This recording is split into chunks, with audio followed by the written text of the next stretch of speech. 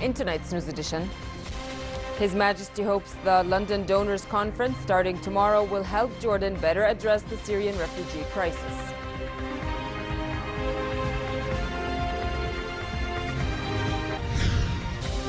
The King says in an interview the current approach of handling refugee crises is not working and it is time for a new response. And the United Nations envoy for Syria halts his attempt to start peace talks as government forces make a major advance in fierce fighting.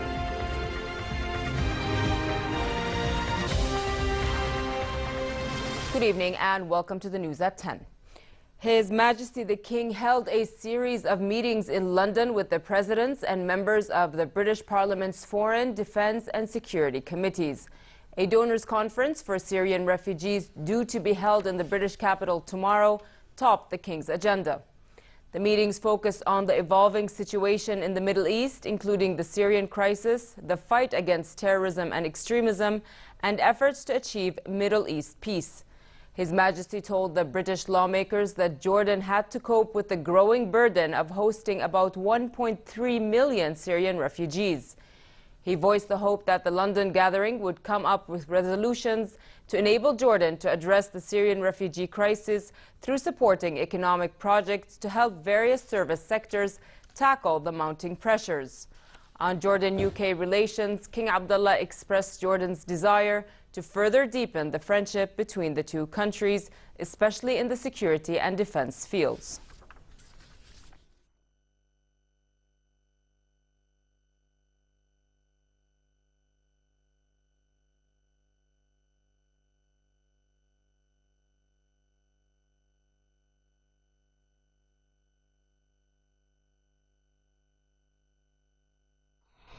In an article published on the eve of the London conference, King Abdullah said the current approach of handling refugee crises is not working.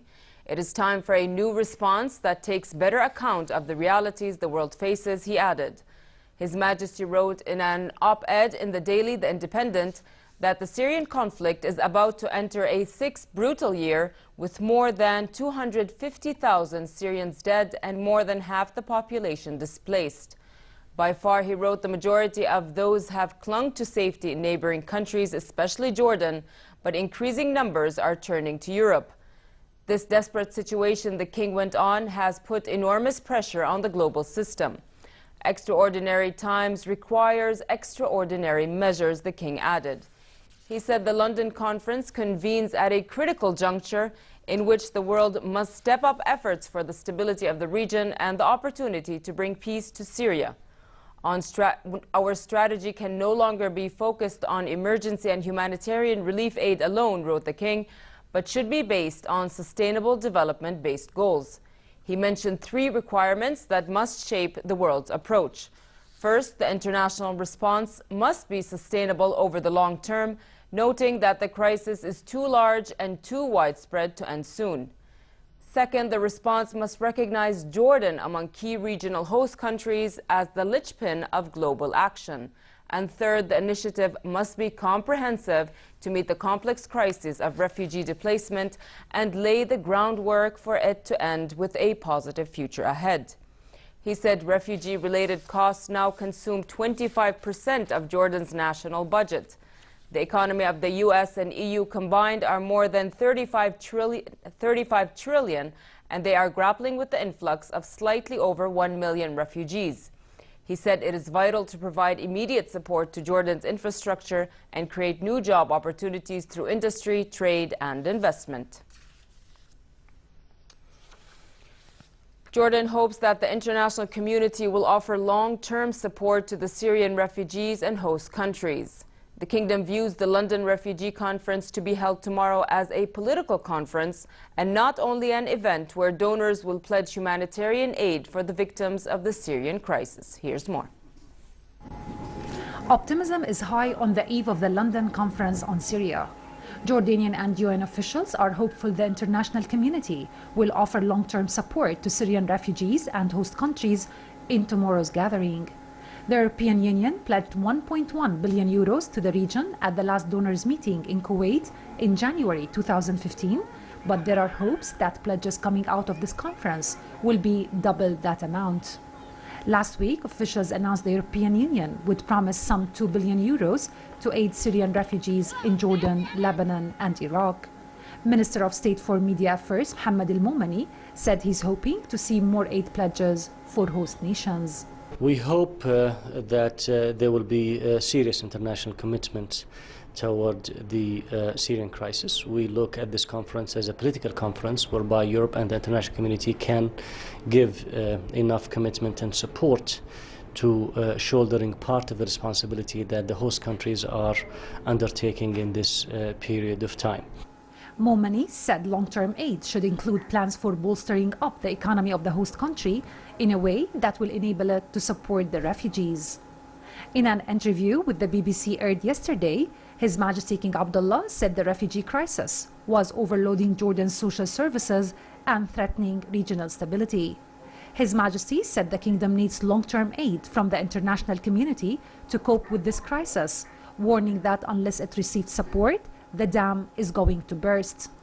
The large influx of the Syrian refugees has not only put pressure on the economy, but also on a host of sectors, including infrastructure, water, education, labor, and health, among others. Jordan has been enduring a heavy part of the burdens of the humanitarian disaster on behalf of the international community's shoulders since the outset, while the coming support has been a small fraction of the cost inflicting Jordan. The UN Refugee Agency, UNHCR representative to Jordan, Andrew Harper, said refugees now need more than protection and assistance. I think London provides an opportunity for Europe in particular to demonstrate how committed they are to Jordan. There have been very good examples, in particular from the US, on what can be done in order to support the economic well-being of Jordan, how to support Jordan's security, how it can also support Jordan's overall infrastructure. Now we're seeing that with the influx of Syrians to Europe, that Europe is interested in Jordan and the well-being of refugees here.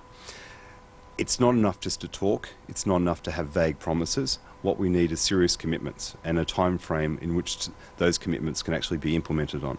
So it's extremely important that what we achieve in London is concrete, because this is what Jordan wants. Jordan has had enough of meetings. I've had enough of meetings. I've had enough of conferences.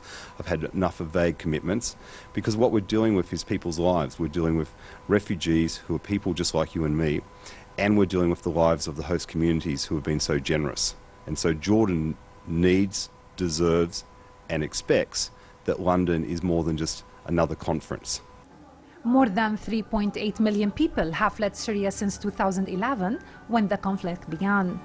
Jordan currently hosts about 1.3 million refugees, with most of them living in urban areas and around 100,000 in the camps. Almost 85,000 Syrians live in the Zatri refugee camp in the kingdom's north. Hala Dababne for the news.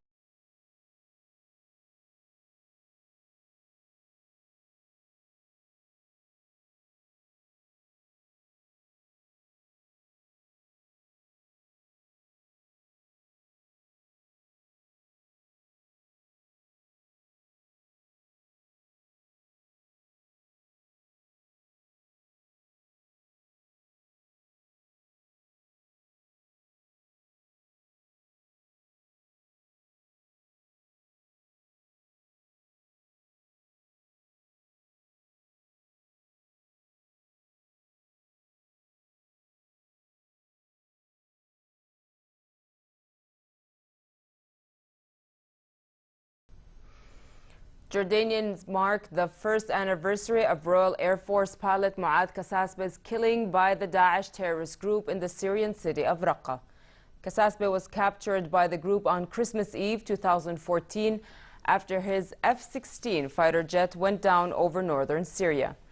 The heinous video Daesh posted of the burning of Kasasbe alive caused a worldwide uproar against the savagery of the terrorist group. Kasasbe's martyrdom, though devastating, was not in vain, because it succeeded in shedding more light on the butchery of Daesh. In the eyes of Jordanians and the world, Mu'adh Kasasbe died a martyr and a hero who embodied true bravery and patriotism.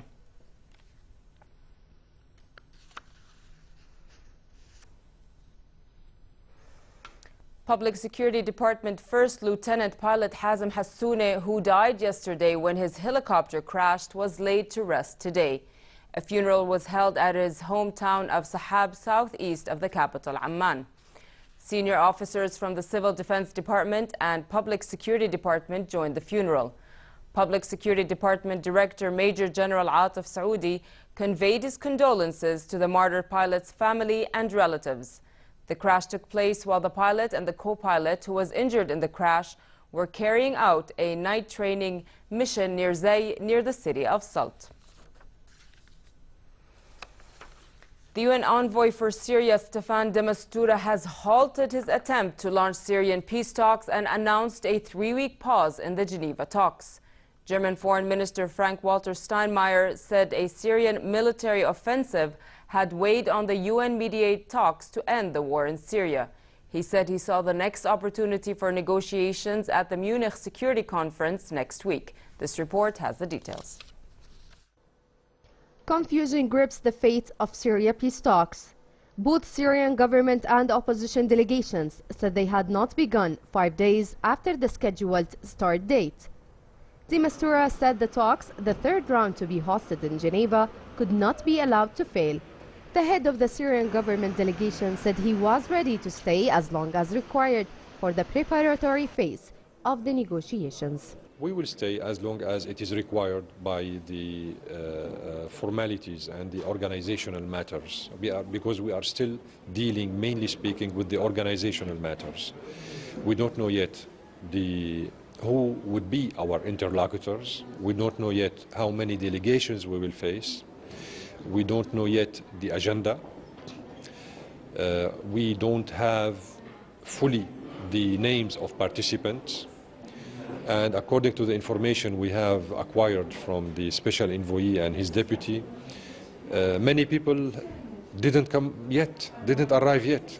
When asked about opposition demands for the government to lift sieges and allow humanitarian convoys into cities, including the rebel-held town of Mu'addamiyya, Ja'fari said the government had regularly sent convoys to it and other cities. If the oppositions would like to talk about siege, lifting the siege, if they are really genuine and serious and patriotic, they should call for lifting the siege imposed on all the Syrians. But with regard to Mu'addamiyya, I would like to assure you that the Syrian government has repeatedly sent convoys of humanitarian assistance to everybody in Mu'addamiyya. This is not the first time, and this will not be the last time. Mu'addamiyya, Zabadani, Madaya, every area called far to reach or restive areas in Syria receive on a regular basis humanitarian convoys distributed by the Syrian Red Crescent and as well as with the OCHA. On the other hand, a Syrian opposition negotiator said he was not optimistic about peace talks given events on the ground. Member of the High Negotiations Committee, Hend Khabwat, said that they are still having hope and still keeping things positive. We're planning now, we have a meeting after 5 minutes, and we're all team.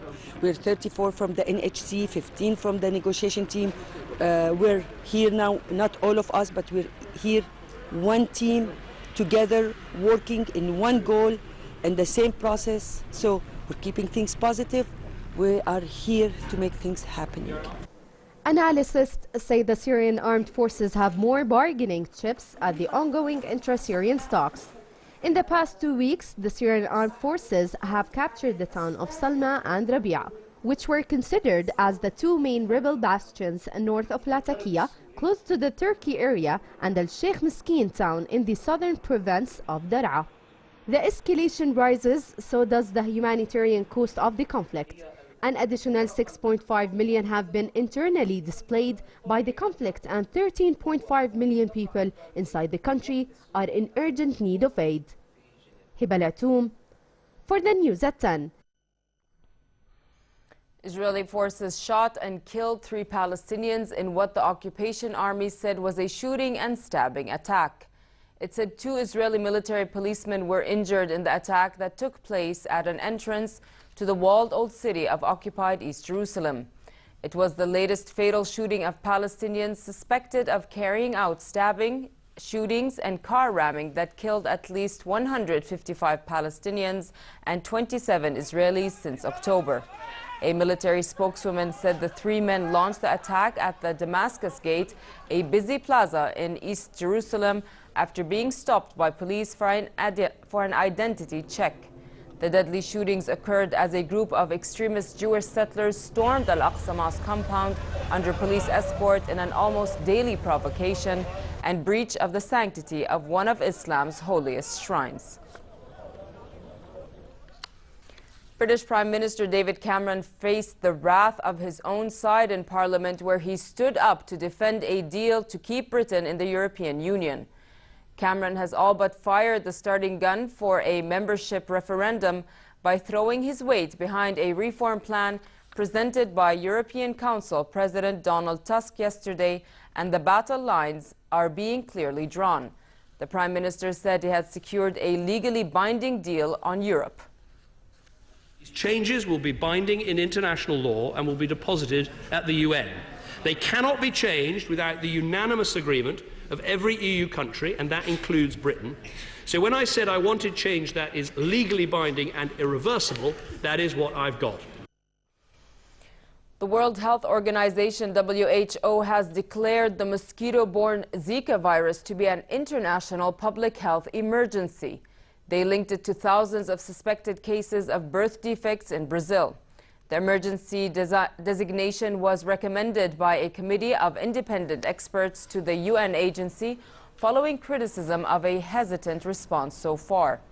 The move should help fast-track international action and research priorities. WHO Director for Maternal, Child and Adolescent Health, Anthony Costello, said there is still a lack of effective diagnostic tests to detect Zika early in pregnancy before the virus emerges actively. He warned that the virus could spread to Asia and Africa. The complications of this relatively mild illness do have potentially devastating effects for families. To have a child with microcephaly and to have a tenfold increase in numbers and the potential for spread, not just across Latin America, but into Africa, into Asia, which have the highest birth rates in the world. Two Russian cosmonauts began a 5.5-hour spacewalk at the International Space Station. NASA reported that two flight engineers are due to collect an experiment containing biological and biochemical samples located outside the station. The samples are being tested for exposure to an open space environment. The collection is for the EXPOSE-R experiment, which is part of the European Space Agency's research in astrobiology. This is the helmet camera mounted on the helmet of Sergei Volkov.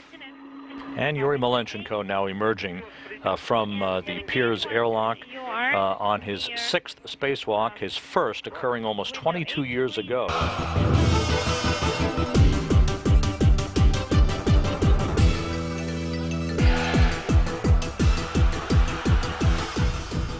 Australian Open winner Angelique Kerber joined her teammates for a training session at the German women prepared to play Switzerland in their World Group first round tie on February 6th and 7th. Kerber won the women's singles title of the Australian Open on Saturday, but is honoring her commitment to the Fed Cup, having competed in the single matches for the past 6 years. The winners of Germany versus Switzerland will go on to play either defending champions Czech Republic or Romania in the first semi-final.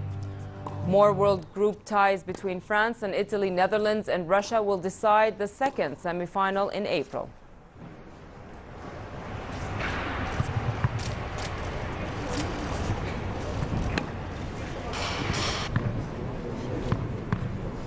He's making a start. Australia's Will Clark took his second Herald Sun Tour victory in Australia, repeating his first place in last year's race and once again beating compatriot Caleb Ewan into second place. The 29-year-old Clark rode the 2.1-kilometer circuit in Melbourne city centre, short for a time trial, in a time of 2 minutes, 34.27 seconds. Two-time Tour de France champion Chris Froome made a smooth start to what could be a remarkable season for the British cyclist. Froome clocked 2 minutes 42.1 seconds to cross the line 8 seconds off the place in 27th place. Winners of the semi-finals will dispute the final in November. And finally, it will continue to be cold tonight across many regions of the country, with frost formation expected in the desert and hilly areas. Tomorrow, a slight rise in temperature is expected, but conditions will remain relatively cool in most regions and warm in the Jordan Valley. Winds will be southeasterly moderate to brisk. The Gulf of Aqaba should expect a fair day tomorrow with northerly moderate winds and choppy seas. Next are the lows and highs for tonight and tomorrow.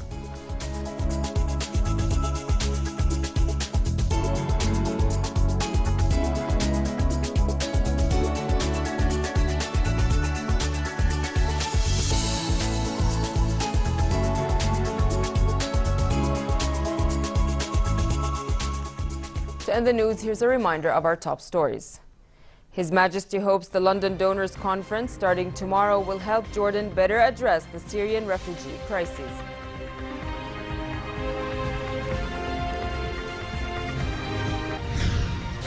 The King says in an interview the current approach of handling refugee crisis is not working and it is time for a new response. And the United Nations envoy for Syria halts his attempt to start peace talks as government forces make a major advance in fierce fighting. With that, we come to the end of tonight's news. I'm Nancy Khair. Thank you for watching and have a good night.